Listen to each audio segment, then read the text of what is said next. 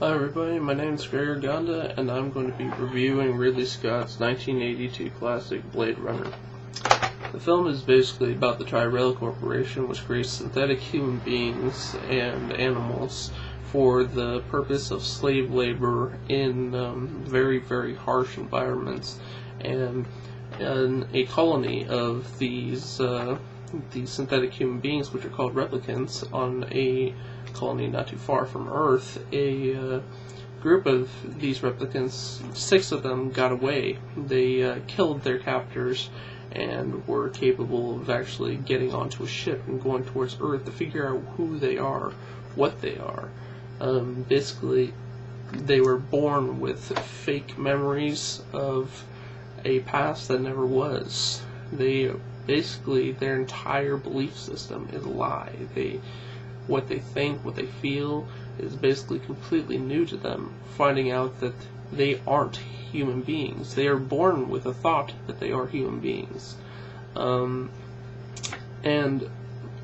in their escaping, the police have basically sanctioned them as being illegal to own or even be on Earth, which comes into the actual name, Blade Runner. Blade Runner is a police force that basically exterminates these replicants because they believe them to be far too dangerous.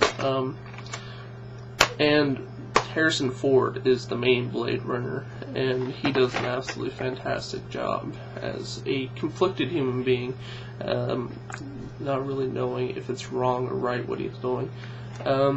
One of my favorite things about this movie is the story itself, because the story is so damn interesting. I mean, you really, really do feel for Rutger Hauer, who is the main replicant in the film, who is basically, he's completely so angry because he's been created only to live for a very short amount of time, because these replicants can't live as long as human beings. They're just basically, they're flawed in that respect. And he simply wanted to live in a world where he could be just a normal human being, and you really do feel for him. And it's him and his crew, it's just absolutely, it's really, really sad.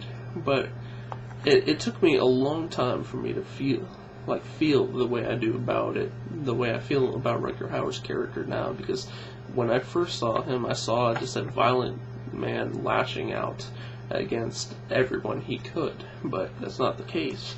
He is a very, very tormented human being.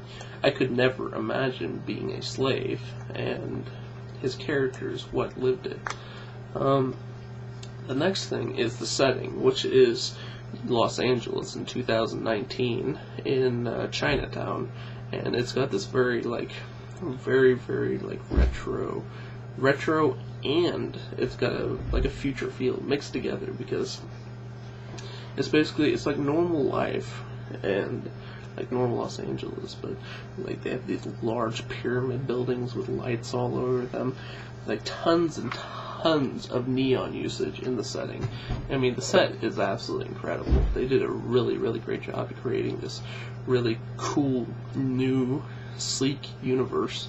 It's very dark and damp looking as well, which is very, very cool, because it basically, it looks like the machine has taken over all the cities and just basically laid waste. It's just a beautiful, disgusting, wet wasteland. It's an absolute great set. The costumes in this movie are really cool.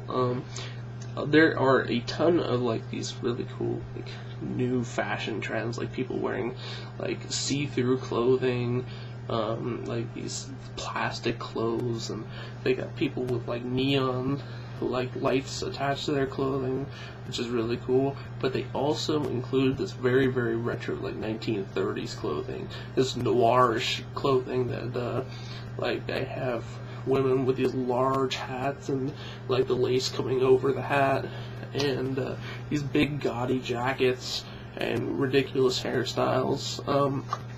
And of course, Harrison Ford is wearing this like cool like detective trench coat, which is just really it's a really well thought out process in the costume and the set design, because both of these, like, you get tons of different sets, you get tons of different clothing senses. It's old meets new in this movie, which is really well done. I give this film freaking 2 huge thumbs up. Ridley Scott did a really great job in this film. I mean, he's the director of Aliens, so you know that he does a very good job. He's going to be doing an Alien prequel, which is incredibly exciting. This film has like an 8.3, I believe it is, on IMDb. 8.3 out of 10. And it definitely deserves that rating. It's an incredibly good film. And I mean, it's the number 114 of the top 250 films of all time on IMDb, which is an incredibly high rating. So, yes, I completely recommend Blade Runner. Go see it. You're absolutely going to love it. Buy it. I mean, Blade Runner, the final cut, is so worth it. There's like 1 billion cuts. Go check it out. Right? I'm Gray Arganda, and I highly recommend Blade Runner. Go check it out.